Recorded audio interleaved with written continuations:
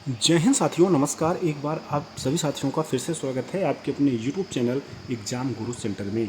साथियों, आज का महत्वपूर्ण सेशन संबंधित है सामान्य हिंदी से, जिसका पहला पार्ट है साथियों, जिसमें हमारे द्वारा 25 महत्वपूर्ण प्रश्न शेयर किया जा रहा है। ये सारे प्रश्न साथियों किसी न किसी एग्जाम में कई बार पूछे जा चुके हैं। साथियों, ऑल वनडे जितने भी एग्जाम में जिसमें भी हिंदी का सिलेबस होगा उसके लिए महत्वपूर्ण सेशन स्टार्ट कर रहे हैं। आगे होने वाले एग्जाम यूपी कांस्टेबल 2024 वाले के लिए भी अत्यंत महत्वपूर्ण है। इसलिए साथियों, सेशन को पूरा देखिएगा। अगर पसंद आए तो एक लाइक करिएगा और ज़्यादा से ज़्यादा अपने सभी और दोस्तों तक भी शेयर करिएगा, जिससे और भी दोस्त जुड़ें और अच्छी तैयारी कर सकें।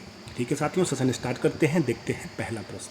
पहला प्रश्न है, किस व्यंजन का उच्चारण स्थान तालव्य है? किस व्यंजन का उच्चारण स्थान तालव्य है? ग, झ, न या मा? साथियों, सही उत्तर क्या होगा? ऑप्शन नंबर बी, झा। झा का उच्चारण स्थान साथियों क्या है? तालव्य। साथियों, चाव वर्ग के अंतर्गत आने वाले सभी अक्षर तालव्य की श्रेणी में आते हैं। जैसे चा हो गया, छा हो गया, जा हो गया, झा हो गया और इया हो गया। ये सारे अक्षर जो है तालव्य की श्रेणी में आते हैं। पहला ऑप्शन गा दिया गया है, गा कंठ की श्रेणी में आता है। इसके बाद आपका दिया गया है ना, दंत, और माँ साथियों ओष्ठ के अंतर्गत आता है। याद रखिएगा, महत्वपूर्ण है। आगे बढ़ते हैं, अगला प्रश्न देखते हैं। निम्न में से कौन सा अंतस्थ व्यंजन है? निम्न में से कौन सा अंतस्थ व्यंजन है? टा, पा, चा या ला? सही उत्तर होगा साथियों ऑप्शन नंबर डी, ला। ला जो है अंतस्थ व्यंजन के अंतर्गत आता है। साथियों, अंतस्थ व्यंजन कुल कितने होते हैं? 4 होते हैं। कौन कौन से होते हैं? या, रा, ला, वा। ये चारों जो हैं साथियों अंतस्थ व्यंजन के अंतर्गत आते हैं। साथियों, अंतस्थ व्यंजन किसे कहते हैं? जिन व्यंजनों का उच्चारण ना तो स्वरों की भांति होता है ना ही व्यंजन की भांति, अर्थात जिनका उच्चारण जीभ, तालु, ओष्ठ, दंत को परस्पर करने से होता है। स्पर्शता भी साथियों पूर्ण रूप से नहीं होता है, कभी नहीं होता है, वही अंतस्थ व्यंजन कहलाते हैं। 4 होते हैं, याद रखिएगा।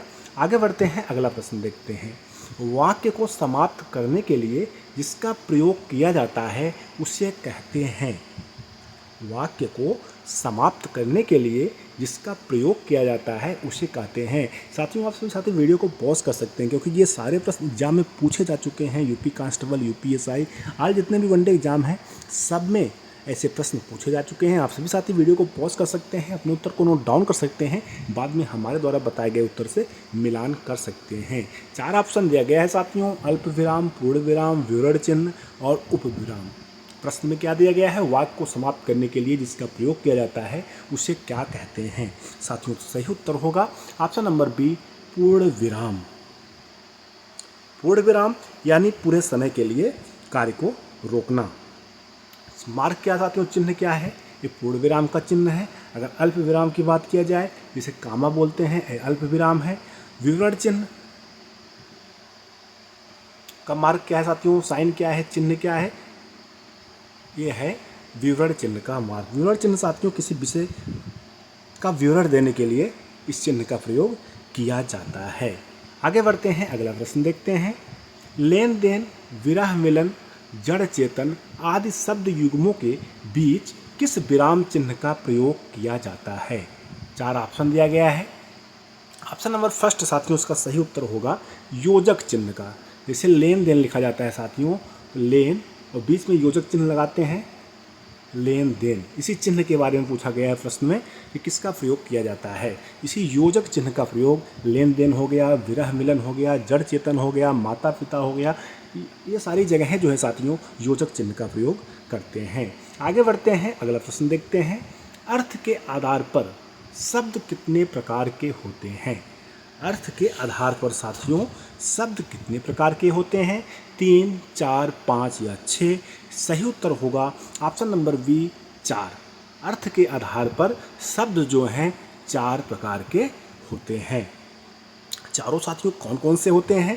पहला होता है समानार्थी, दूसरा होता है एकार्थक, समानार्थी, दूसरा होता है साथियों एकार्थक, तीसरा है अनेकार्थक, चौथा है विपरीतार्थक।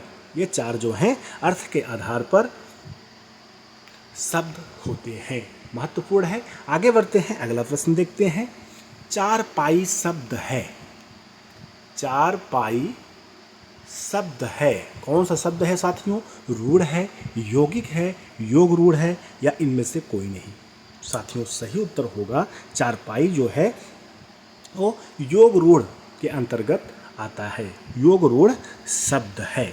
साथियों योग रूढ़ क्या होता है? जब दो रूढ़ शब्द साथियों मिलकर तीसरा कोई अर्थ देते हैं तो वहाँ योग रूढ़ शब्द होता है। साथियों अगर रूढ़ शब्द की बात किया जाए कि रूढ़ शब्द क्या होता है, रूढ़ शब्द वे शब्द होते हैं जिन शब्दों का विभाजन नहीं हो सकता है, रूढ़ शब्द कहलाते हैं। यहाँ पूछा गया था चारपाई, चारपाई कैसा शब्द है साथियों? योग रूढ़ शब्द है। अगला प्रश्न देखते हैं। प्रत्येक शब्द में उपसर्ग है, प्रत्येक शब्द में उपसर्ग है, प्रा, प्रति, प्रा या प्ररि? साथियों सही उत्तर क्या होगा? ऑप्शन नंबर बी प्रति। प्रत्येक शब्द में प्रति उपसर्ग लगा हुआ है। साथियों वाक्यों के शुरुआत में उपसर्ग लगाया जाता है और वाक्यों के अंत में प्रत्यय लगा होता है, याद रखिएगा। आगे बढ़ते हैं, अगला प्रश्न देखते हैं।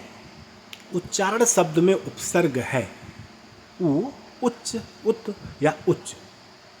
साथियों सही उत्तर क्या होगा? ऑप्शन नंबर सी उत। उच्चारण शब्द में उत उपसर्ग लगा हुआ है, उच्चारण शब्द में उत उपसर्ग साथियों लगा हुआ है। आगे बढ़ते हैं, अगला प्रश्न देखते हैं। तत्सम शब्द का चयन करना है, चार ऑप्शन दिए गए हैं। गधा, गाय, धड़ा, ग्राहक। इसमें से कौन सा शब्द तत्सम शब्द के अंतर्गत आता है? ऑप्शन नंबर डी साथियों ग्राहक। ग्राहक जो है साथियों तत्सम शब्द के अंतर्गत आता है। बाकी गधा, गाय, धड़ा ये तीनों तद्भव शब्द के अंतर्गत आते हैं। आगे बढ़ते हैं साथियों, अगला प्रश्न देखते हैं। मच्छिका किसका तत्सम शब्द है? मछली का, मक्खी का, मच्छर का या मिट्टी का? सही उत्तर क्या होगा साथियों? ऑप्शन नंबर बी मक्खी। मच्छिका जो है साथियों मक्खी का तत्सम शब्द है। अगला प्रश्न देखते हैं। राग शब्द का विलोम होगा, अनुराग, विराग, आसक्ति या अनुरक्ति? सही उत्तर होगा ऑप्शन नंबर बी विराग। राग शब्द का साथियों विलोम शब्द होगा विराग। आगे बढ़ते हैं, अगला प्रश्न देखते हैं। निष्कलुष का विलोम शब्द है, निष्कलुष का विलोम शब्द है कुख्यात, कृतघ्न, कलुष या कड़ुआ? सही उत्तर क्या होगा? Option number C कलुष। कलुष जो है साथियों निष्कलुष का विलोम शब्द है। अगला प्रश्न देखते हैं। कुंदन का पर्यायवाची शब्द होगा, कुंदन का पर्यायवाची शब्द क्या होगा? चार ऑप्शन दिया गया है। हेम, दुश्मन, मतंग, स्वजन या चार ऑप्शन दिए गए हैं साथियों। इन चारों ऑप्शन में बताना है कुंदन का पर्यायवाची शब्द क्या होगा। तो ऑप्शन नंबर सी मतंग जो है साथियों कुंदन शब्द का पर्यायवाची शब्द होगा। अगला प्रश्न देखते हैं। कपड़ा, कपड़ा का पर्यायवाची शब्द क्या होगा? चलन, वसन, गगन, जंगल? कपड़ा का पर्यायवाची शब्द क्या होगा? वसन। ऑप्शन नंबर बी इस प्रश्न का साथियों सही उत्तर है। कपड़ा का पर्यायवाची शब्द वसन होगा। आगे बढ़ते हैं, अगला प्रश्न देखते हैं। अगला प्रश्न साथियों कर शब्द का अर्थ नहीं है, कर शब्द का अर्थ नहीं है। किरण, गधा, शूल, हाथ? चार विकल्प दिए गए हैं, इसमें एक विकल्प में यह दिया गया है जो कर शब्द का अर्थ नहीं है, वही हम सभी साथियों को चयन करना है। साथियों सही उत्तर क्या होगा? ऑप्शन नंबर बी गधा। गधा जो है साथियों कर शब्द का अर्थ नहीं है। बाकी आपका किरण, शूल और हाथ ये तीनों जो है साथियों कर शब्द का अर्थ है, यानी ऑप्शन नंबर बी इस प्रश्न का सही उत्तर होगा साथियों। अगला प्रश्न देखते हैं। पंच शब्द का अनेकार्थी शब्द नहीं है। पंच, ग्राम सरपंच, निर्णय करने वाला या पंचानन? सही उत्तर क्या होगा? Option number D Panchanan. बाकी तीनों 5 ग्राम सरपंच, निर्णय करने वाला, ये अनेकार्थी शब्द हैं किसके? पंच के। आगे बढ़ते हैं, अगला प्रश्न देखते हैं। अली और अली, कई बार साथियों रिपीटेड क्वेश्चन है, एग्जाम में कई बार पूछा जा चुका है। अली और अली शब्द युग्म का सही अर्थ क्या होगा? कंधा, हिस्सा, भौरा, सखी, दमन, दामन, दसन और दर्शन। सही उत्तर होगा ऑप्शन नंबर बी, भौरा और सखी। पहले अली का अर्थ है साथियों भौरा और दूसरे अली का अर्थ है सखी। याद रखिएगा, कंफ्यूज मत होइएगा, एग्जाम में फिर से पूछा जा सकता है क्योंकि कई बार कई एग्जाम में पूछा जा चुका है। आगे बढ़ते हैं, अगला प्रश्न देखते हैं। चपल, चपला, चपल और चपला शब्द युग्म का सही अर्थ है। चंचल, बिजली, बिजली चंचल, बिजली लक्ष्मी, लक्ष्मी अधीर। सही उत्तर होगा साथियों ऑप्शन नंबर फर्स्ट, चंचल और बिजली। चपल चपला यानी चंचल और बिजली। चपल का अर्थ चंचल और चपला का अर्थ बिजली होता है, यानी ऑप्शन नंबर फर्स्ट इसका सही उत्तर होगा चंचल और चपल, चंचल और बिजली। आगे बढ़ते हैं, अगला प्रश्न देखते हैं। जो व्यक्ति विदेश रहता हो, जो व्यक्ति विदेश रहता हो, अनिवार्य, असस्य, अप्रवासी, अंतवासी। सही उत्तर होगा साथियों ऑप्शन नंबर डी, अंतवासी। जो व्यक्ति विदेश रहता हो उसके लिए एक शब्द होगा अंतवासी, यानी ऑप्शन नंबर डी इस प्रश्न का सही उत्तर होगा अंतवासी। आगे बढ़ते हैं, अगला प्रश्न देखते हैं। जो मुश्किल से प्राप्त हो उसे कहते हैं। इसका उत्तर आप सभी साथी हमें कमेंट सेक्शन में लिखकर अवश्य बताइएगा। इस सेशन का अंतिम प्रश्न है। आप सभी साथियों का जैसा सपोर्ट रहेगा वैसे हम प्रश्नों की संख्या बढ़ाते रहेंगे और प्रतिदिन आप सभी साथियों तक वीडियो हम प्रोवाइड करते रहेंगे, क्योंकि साथियों आज चुनाव क्लियर हो जाएगा, कौन जीतेगा कौन हारेगा। आगे 10-15 दिन में यूपीपी का जो एग्जाम है उसकी डेट अवश्य आ जाएगी, इसलिए आप सभी साथी तैयारी करने में कोई चूक मत छोड़िए, दबा के तैयारी करते रहिए जिससे वर्दी आसानी से मिल जाए। ठीक है साथियों, थैंक्स फॉर वॉचिंग। अगर चैनल पर पहली बार आए हो तो सब्सक्राइब करिएगा, अगर वीडियो अच्छा लगा हो तो लाइक करिएगा और अपने सभी साथियों तक शेयर करना ना भूलिएगा, जिससे और भी साथी जुड़ें, अपना एग्जाम गुरु सेंटर परिवार और बड़ा हो सके और हम आप सभी साथियों के लिए अच्छी अच्छी वीडियो प्रोवाइड कर पाएँ। ठीक है साथियों, मिलते हैं नेक्स्ट पार्ट में, तब तक के लिए धन्यवाद। जय हिंद, नमस्कार।